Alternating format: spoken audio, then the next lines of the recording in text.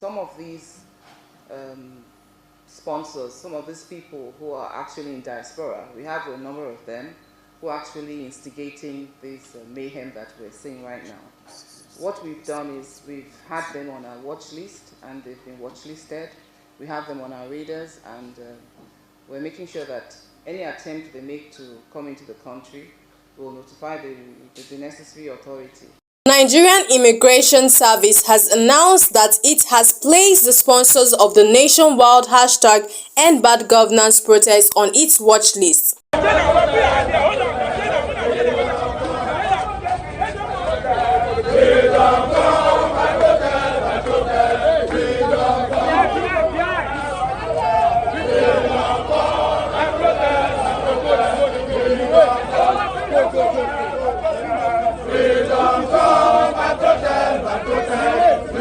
This move is part of a broader government strategy to clamp down on those perceived to be fueling the unrest that has gripped the nation. Comptroller General of the NIS, Kemi Nabdab, reviewed these developments at the Defense Headquarters in Abuja on Tuesday.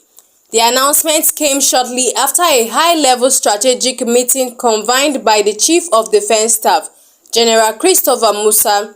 The meeting included key figures from the defense chief, intelligence agencies, and the head of paramilitary organizations, all focused on implementing President Bola Tinubu's directive to crack down on the protest backers. Nandab disclosed that individuals in the diaspora who are believed to be sponsoring the protests have been placed on a watch list. We have diaspora sponsors, they are on our watch list, they are watchlisted. Any attempts they make to come into the country, we will be notified and they will be picked up and handed to the appropriate authority, she stated. And we're working closely, of course, with the NIA and DSS, of course, and the NSA's office, so that all those we have in diaspora that are actually trying to subvert the authority of this nation, they are in our radars, we have them watchlisted, and any attempts they make to come into the country will be notified, and we'll also know what to do. We'll notify the necessary authority.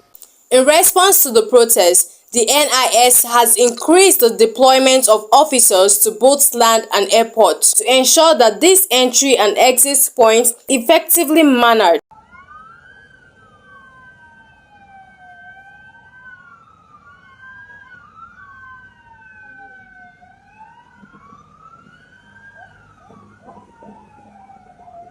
The service has also heightened surveillance efforts to prevent foreign interventions in the country.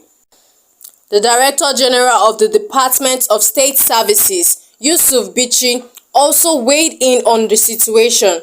Represented by the DSS spokesperson, Peter Afunanya, Bichi revealed that the agency had identified several sponsors of the protest but refrained from divulging specific details. Afunanya mentioned that some bank accounts linked to the sponsors had already been blocked. We have uncovered some sponsors and their bank accounts have been blocked. Some of these individuals are operating from abroad and they are under our surveillances, Afunanya added. The protests, which have spread across the nation, are a direct response to widespread discontent with Nigeria's current political and economic conditions. The protests have highlighted issues such as corruption, inadequate public services, and economic mismanagement, resonating deeply with citizens who feel neglected by their leaders. The movement has gained significant traction, mobilizing thousands of Nigerians both within the country and in diaspora.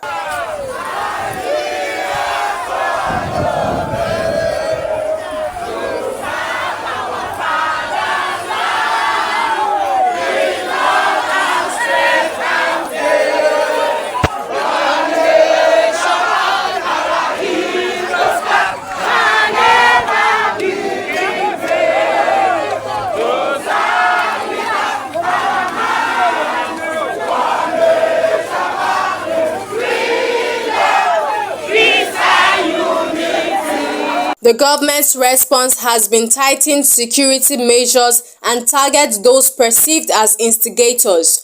This approach has been controversial, with critics arguing that it suppresses legitimate dissent and does not address the root causes of the protest.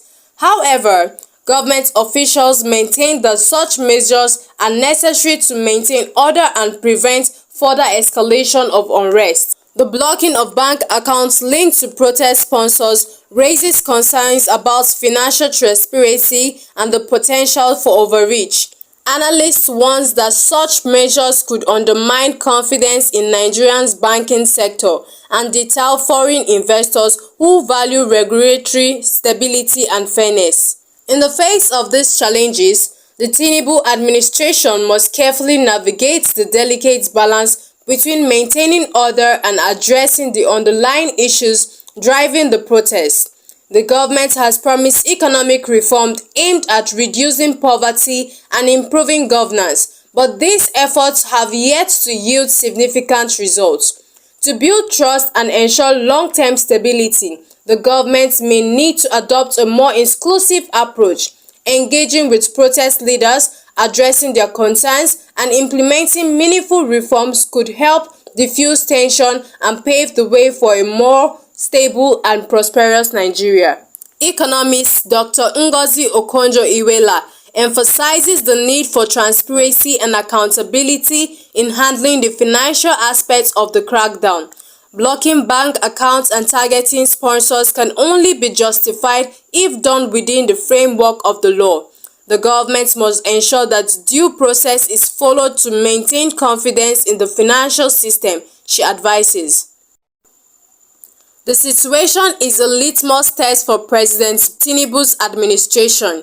How the government handles the protests and responds to the demands for better governance will shape Nigerian political and economic landscape for years to come. The world watches as Nigeria navigates this critical juncture, hoping for a resolution that respects the rights of its citizens and pave the way for a brighter future.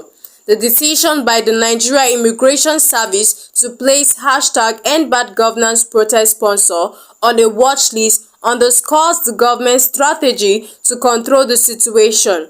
However, it also highlights the complexity and sensitivity of addressing nationwide dissent. The coming days and weeks will be crucial as the government seeks to balance security measures with the need for genuine reform and dialogue. The protest reflects a broader demand for change, and how the government's response will determine Nigerians' path forward.